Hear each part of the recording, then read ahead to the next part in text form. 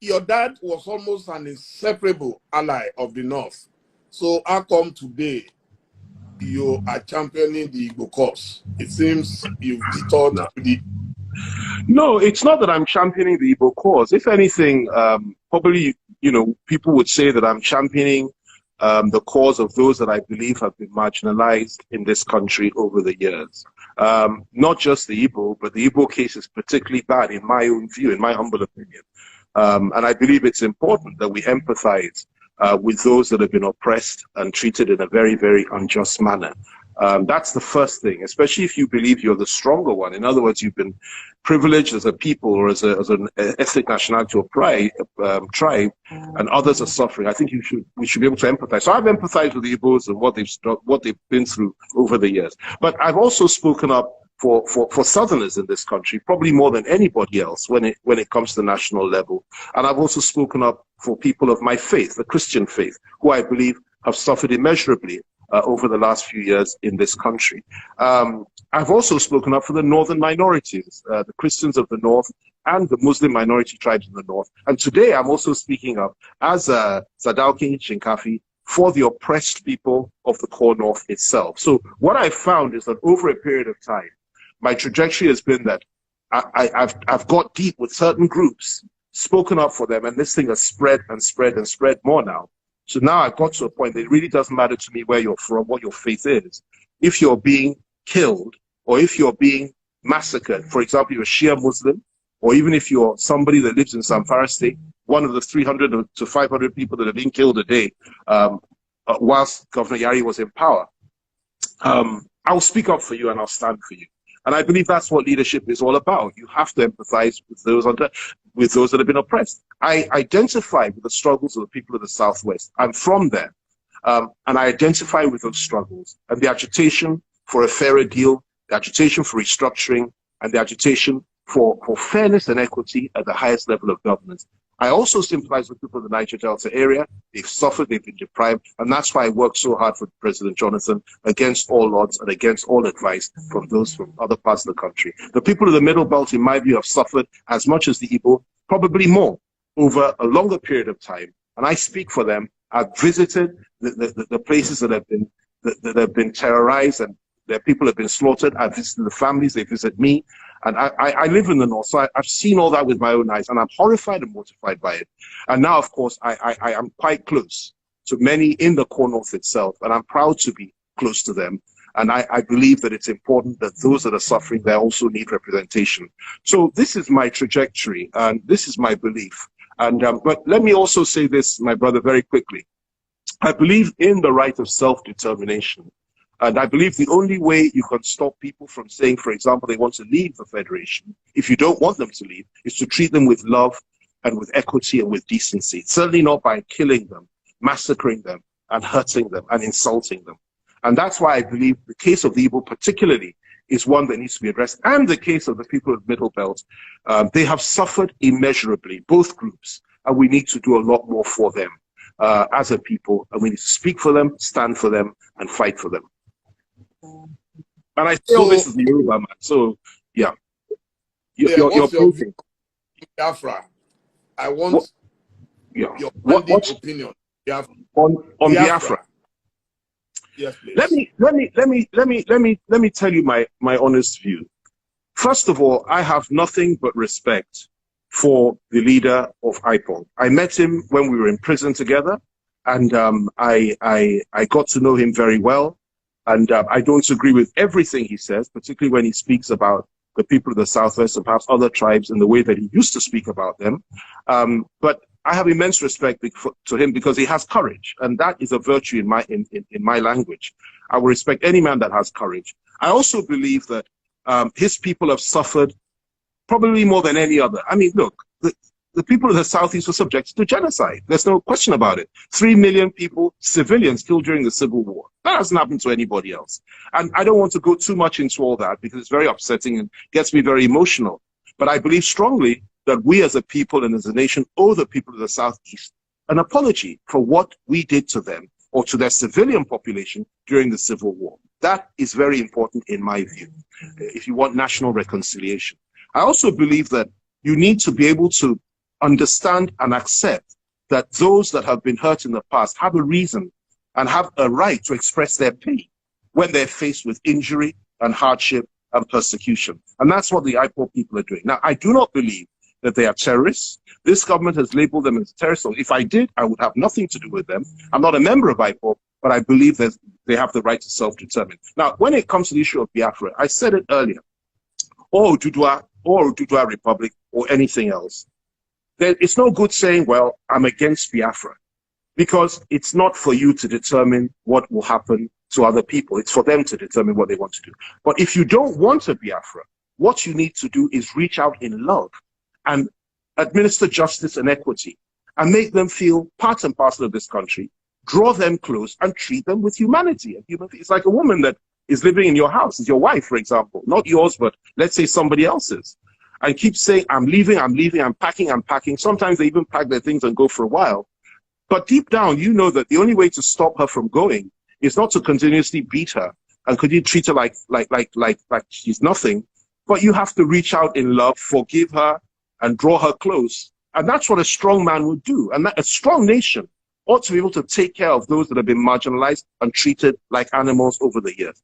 That is why this agitation is strong, because successive federal governments, and not just this one, I might add, other ones that came before it, have refused to acknowledge what these people of the Southeast have suffered in the past. Everything was taken from them after the Civil War, yet they managed to rise up again. It's not just them. I say again, the Middle Belters suffered as much in the hands of those that came and conquered them many, many years ago and established a system over them. They have also suffered. And of course, we in the Southwest, only we know how much we have suffered over the years. When you look at what happened to Awolowo, you look at what happened to Abiola, you look at what happened to Obasanjo, when he was sent to jail unjustly, you look at what happened to Bola, so many people.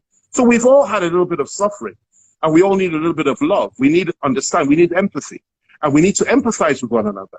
And I believe that any government that wants to keep Nigeria together and stop the agitation of Biafra, stop the agitation for Ududua Republic, and so on and so forth, first has to show empathy and sympathy for the oppressed, has to stop oppressing people, and finally, and most importantly, has to accept that restructuring this country, evolving power from the center, is the only way forward if you want to keep Nigeria together into the future. If you don't do that, then definitely, eventually, people will exercise that right, whether you like it or not. And I certainly hope it doesn't come to that, because I'm a man of peace, and I don't believe in violence. I don't believe in conflict. I believe in peace, persuasion, and building bridges, and that's what we need to do.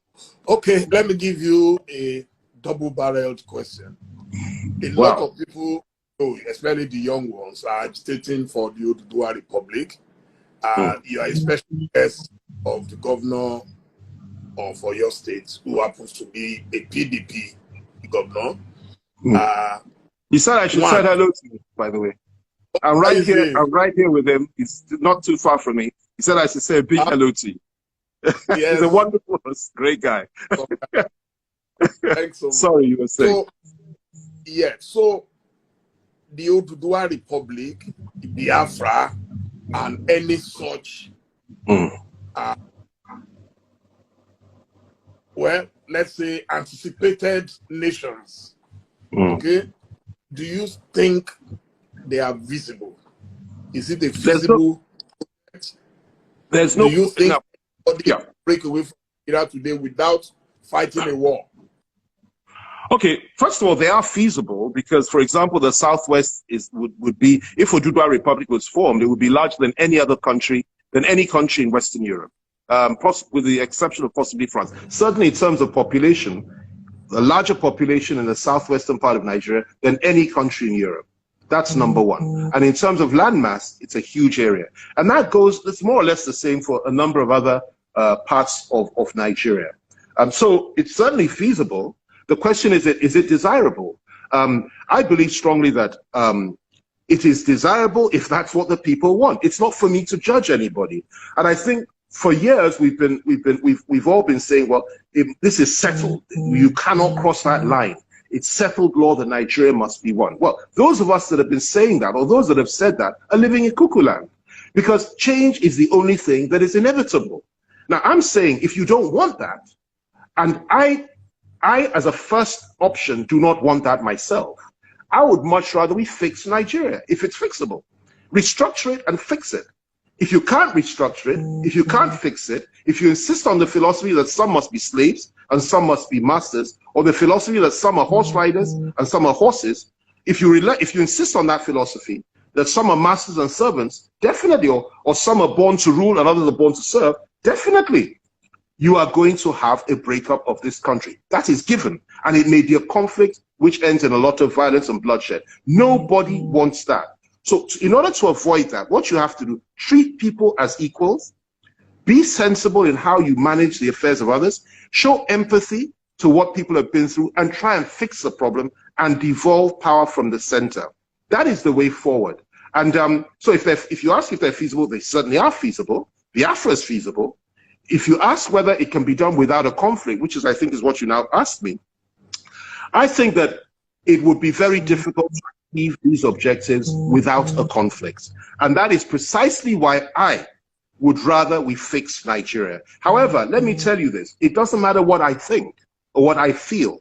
Those behind me in the younger generation, in the Southwest, and you know, Bobby D, you know this as well as I do, they're not waiting for people like us to give the go-ahead. They are telling people like us that you are living in the past, that you believe in this entity, we don't believe. And we're constantly trying to tell them that things can change if we have restructuring and if we change things and we get the right leadership in the country and you devolve power. We can change it, we can fix it. Same in the Southeast, same in other parts. The younger generation are fed up with leaders like us that have consistently said there must be peace. They are saying peace at what price?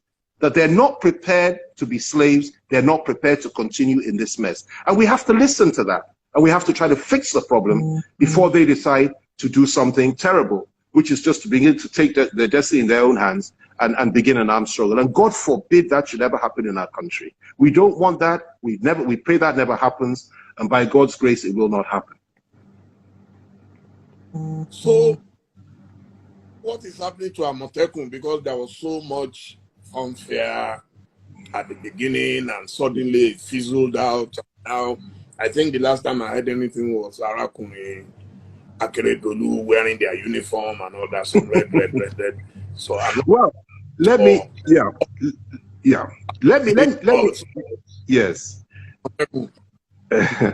Well, let me say this. First of all, I'm very proud of our governors in the Southwest, across party lines, for coming up with the idea of, a security outfit which is designed to protect the people. The Southwest literally has been inundated and filled with people from outside this part of the country, mainly foreigners, by the way, I should add that, excuse me, foreign Fulani people have flooded our forests, and they were killing our people, kidnapping and indulging all sorts of crime. And for some reason or other, in my view, this government seemed to not be able to control the situation at best, and at worst, seem to be indifferent to the plight of our people. So the governors did the right thing, something many of them never thought, many of us never thought they would do.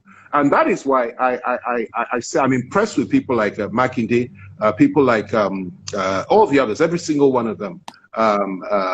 They have stood up, they rose to the occasion, KAYODE, FANI, and said, look, enough is enough. And they set up this outfit.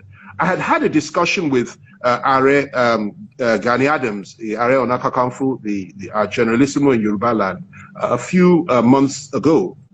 And I told him that it is his responsibility, I was so that, to ensure that, the people of the Southwest are defended in the event of any conflict. And that I sincerely hope that he's working on that. And he assured me that he's working together with leaders in the Southwest to ensure that it never came to that and to deter any form of aggression. And I accepted that and I believe that. And the fulfillment of that hard work was to persuade the governors to do what they've done. And they've done it, and they will continue to do it. Any attempt by the federal government to control or merge this group with the Nigerian police will not work. First, it's unconstitutional, and secondly, the purpose is to defend the people of the Southwest and all those that are living within the Southwest who are non-Anago people. That's the purpose, and that's a laudable thing, because the situation that we're in today is a very, very bad one. It's unsustainable, it's untenable, and we just have to do something to save the lives and properties and protect our people. I believe it's also part of what a true federation offers. The local people in their locality can protect their people. And that's what they're doing. And it's alive and well. I was happy with what Akeredolu did the other day with the uniform and all the rest of it, because it sent a signal to the whole country that this is an integral part of Anago Odua culture now, and it's not going anywhere. And I'm very proud of that. And I believe that it's something that ought to continue, ought to be sustained.